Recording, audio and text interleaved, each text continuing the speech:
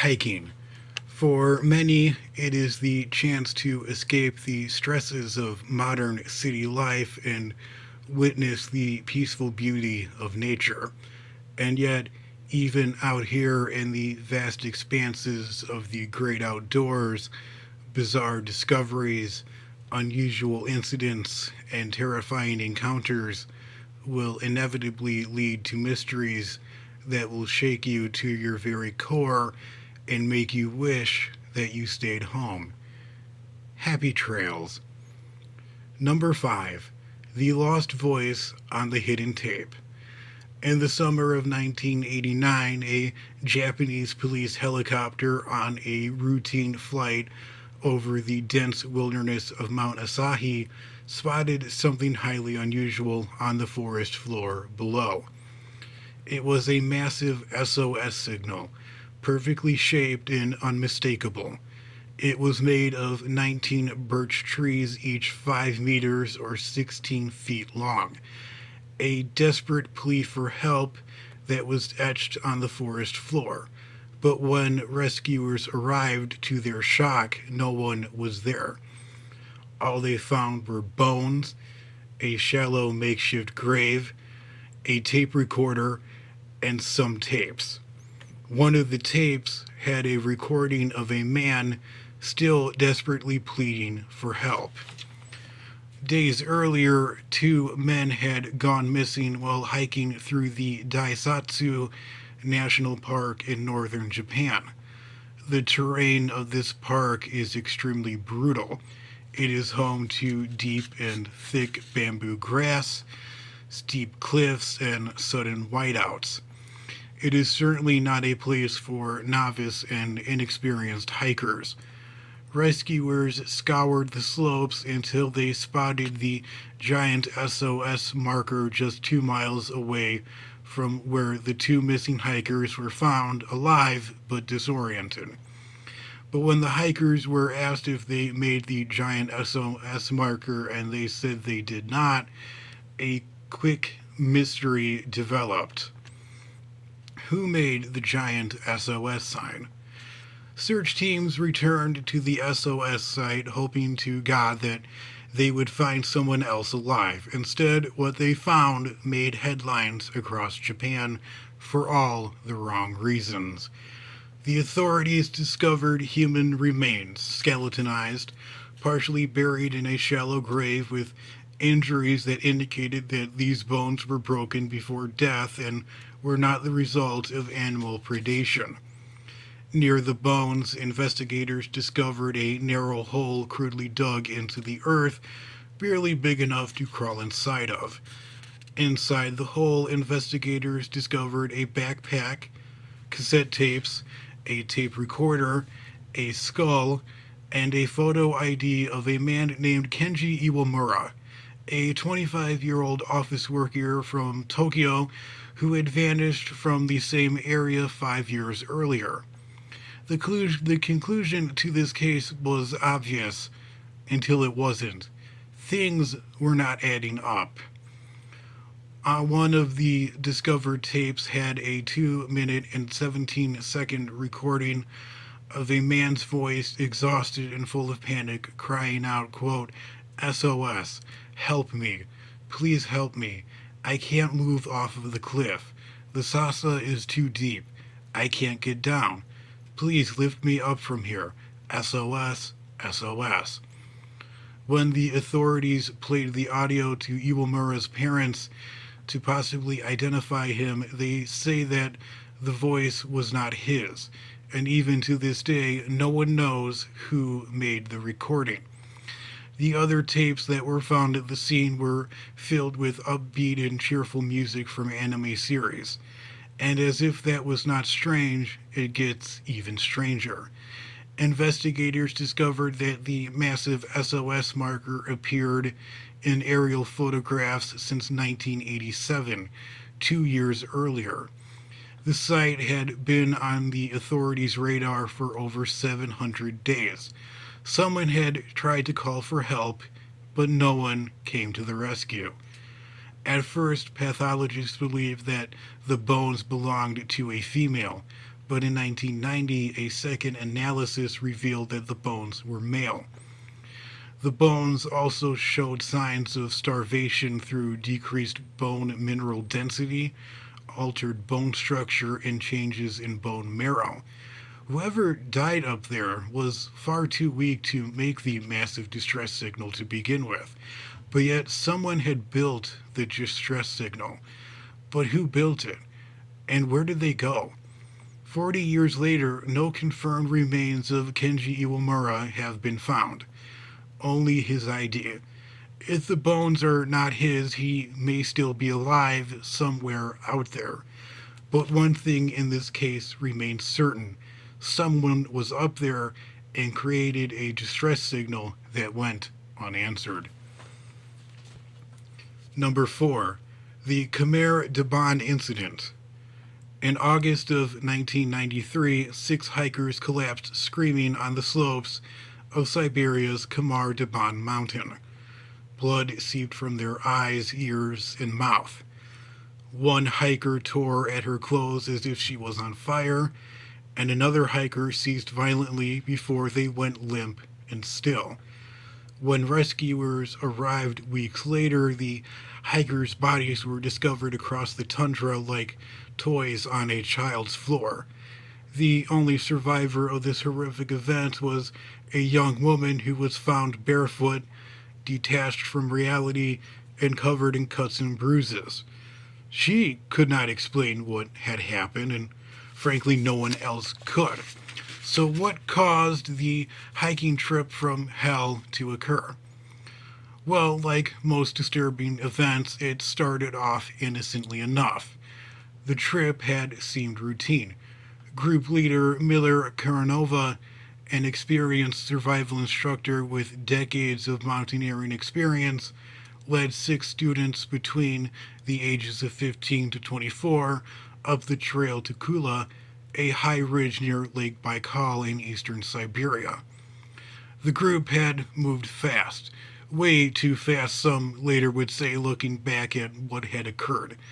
They had reached the Translitar Peak ahead of schedule, a journey that normally would have taken 7 days, they got done in 5, despite high elevation and dense forest. The group's fast pace may have sowed the seeds for complete and utter disaster. Upon their descent, a sudden storm stopped them. It was then that Karanova had made a questionable call to camp for the night on an exposed slope where it would be difficult to light a fire and ride out the storm. Despite being soaking and freezing, the next morning they pressed onward, blissfully unaware that they were walking into a far deadlier trap. And then it started, without warning. Alexander Karezin, a strong and healthy 23-year-old man, began stumbling near the rear of the line. Blood began to seep from his ears before he collapsed and began thrashing and flailing violently before he went completely still. Another hiker named Fabina ran to help him, but seconds later she too began screaming, clutched her head, and then fell. Upon seeing this, another hiker named Victoria Filinapo tried to run away, but she also dropped suddenly, cracking her head open on a rock. 2 more hikers, Tatiana Zelasova and Timur Banapov, began to choke, clawed at their clothes, and began convulsing. Within minutes, 5 of the 6 hikers were either dead or dying. Only 2 of the hikers were left alive, a young woman named Valentina Odineko and another student. Both fled in opposite directions. When Valentina looked at a glance, her last companion was already on the ground, dying. Over the next 4 days, Valentina wandered through the Siberian wilderness alone, barefoot and hungry. She drank from streams, she followed power lines that she hoped would lead her to safety and civilization, as she bled from cuts she never remembered getting. Eventually, kayakers found Valentina on a riverbank. She was mute, unable to speak, only pointing in the direction of the mountain. But for some reason, the local police waited a whole 3 weeks before they began a search. When they finally arrived, the scene only deepened the mystery. The bodies of the hikers were twisted, half dressed, and laid out in ways that made very little sense.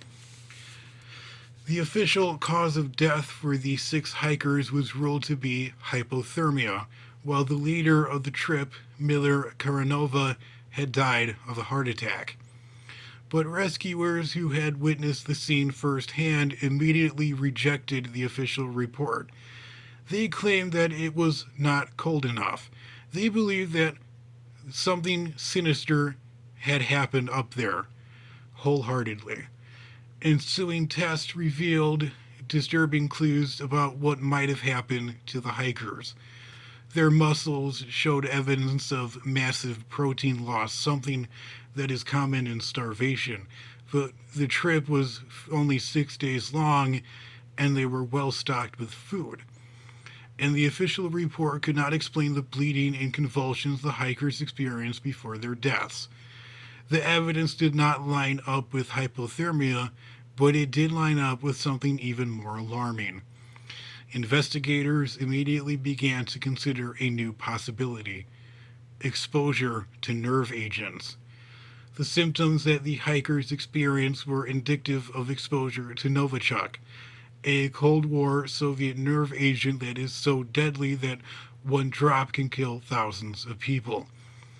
The Kamar-Daban region of Siberia was used as a disposal site for chemical weapons as the Soviet Union transitioned into modern-day Russia, and Lake Baikal, the hikers' main source of water during the trip, was used for decades as a toxic waste dump. Is it possible that the hikers accidentally drank poisoned water or accidentally stumbled into a contaminated zone that no one knew existed?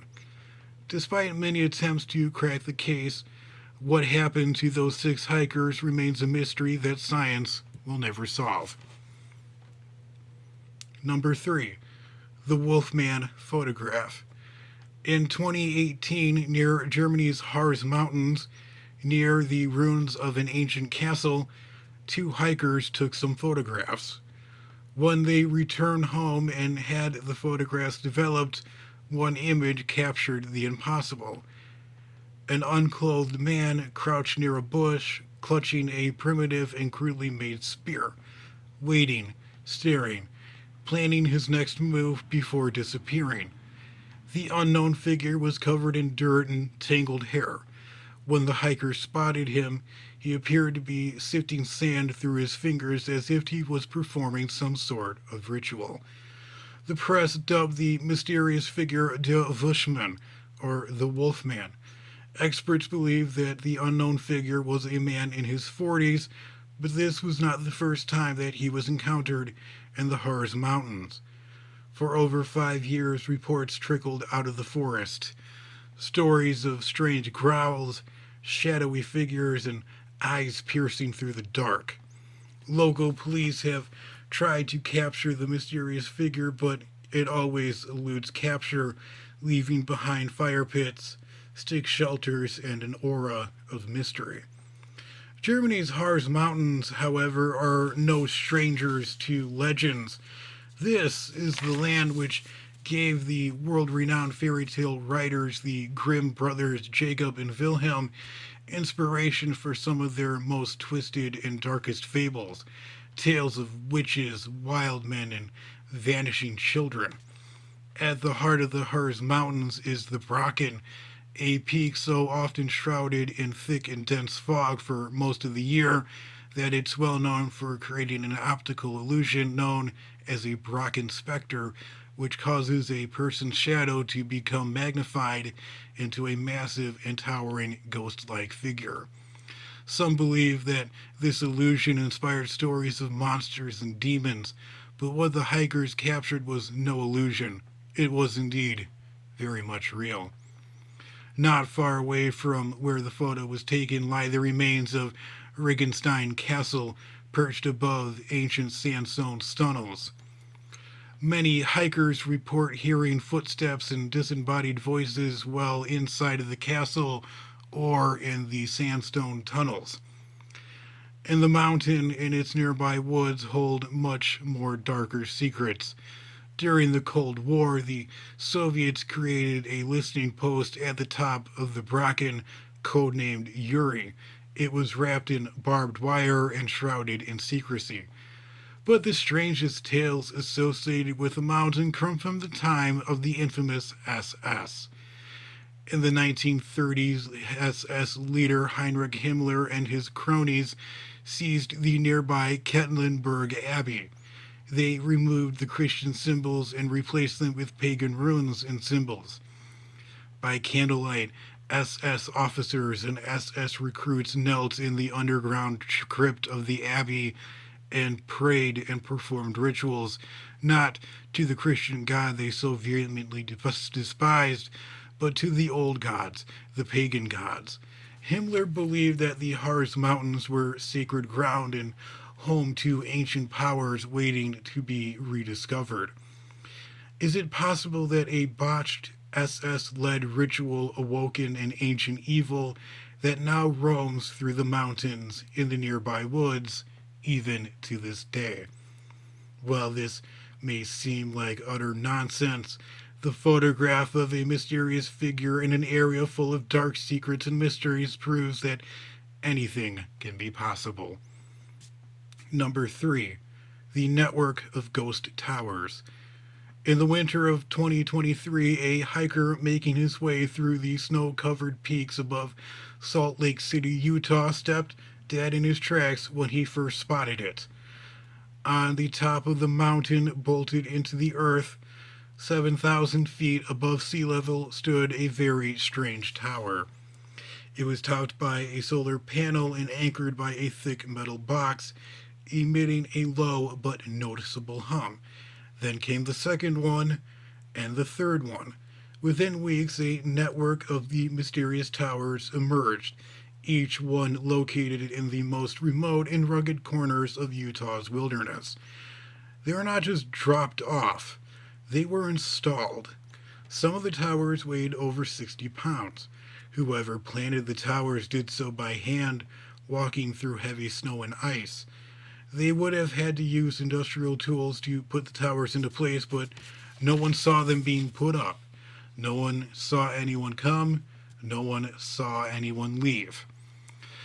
The mysterious towers even left officials baffled. No federal, state, or local officials have gone on the record and admitted having a role with the tower's construction.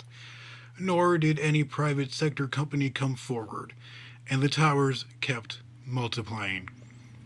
The Salt Lake City Public Lands Department began to organize retrieval teams.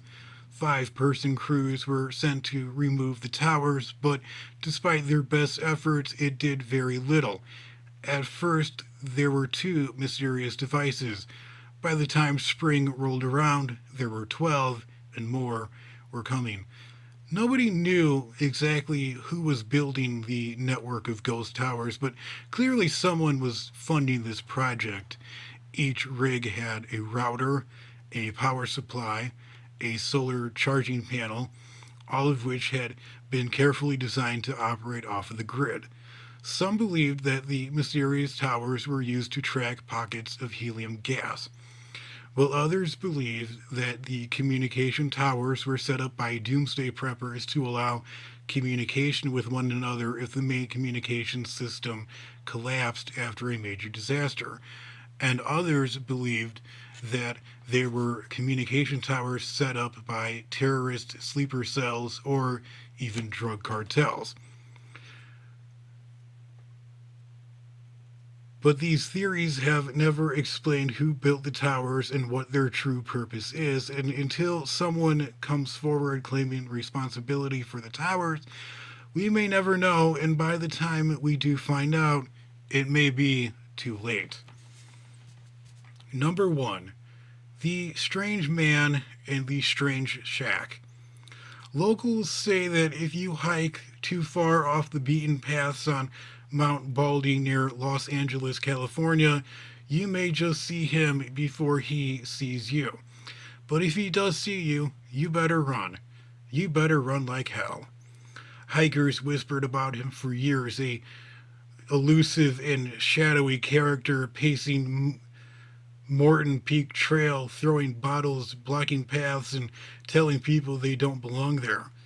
Many people just simply believed it was nothing more than a scary story associated with the mountain. That was until January 12th, 2025.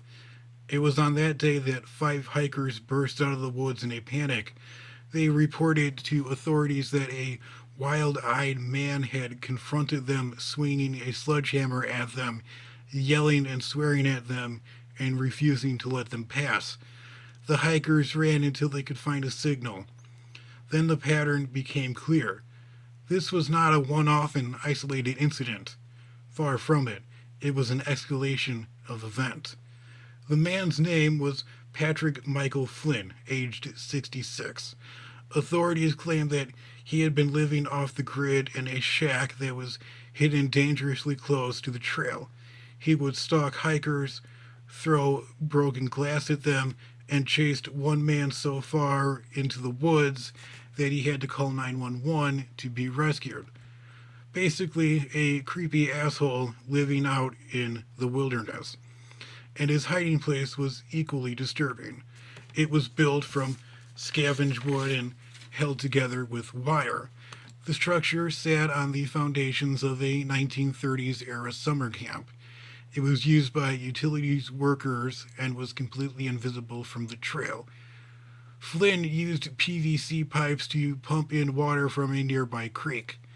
Inside the shack was food, supplies, makeshift furniture, and personal effects indicating that he had lived there for years. But exactly for how long? Well, that depends on who you ask. Some locals say that the first sightings of Flynn go back to 2012, while others say that his family lost contact with him in 2017 and his family assumed that he had disappeared. If this was true, then Flynn had been hiding on Mount Baldy for over a decade, watching unsuspecting hikers from the trees. Then came May 16th, 2025. A woman hiking alone claims Flynn confronted her on the path wielding a heavy branch. When she tried to flee, he lunged at her. Thankfully, she escaped unharmed. Deputies finally arrested Flynn, and Flynn was charged with 5 counts of criminal threats. And yet, even with Flynn now behind bars, hikers still claim to see movements in the forest near the trails. And now people wonder, was Flynn really alone out there, or has someone new taken his place?